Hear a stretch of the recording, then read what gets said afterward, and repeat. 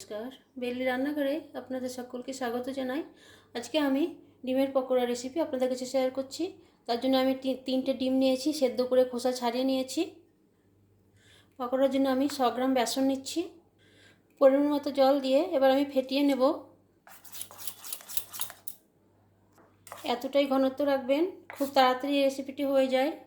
এবার আমি কুচনো পেঁয়াজ, কুচনো লঙ্কা দিচ্ছি।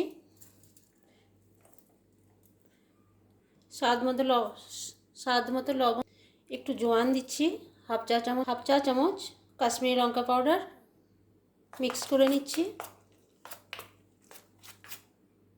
সামান্য পরিমাণে চিনি দিলাম। একটা ডিম আমি দুভাগ করে নিয়েছি।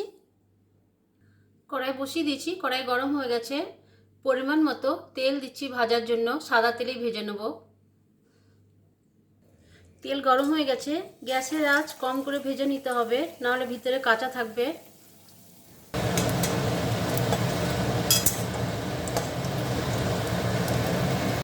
ডিমের পকোড়া আমার রেডি হয়ে গেছে।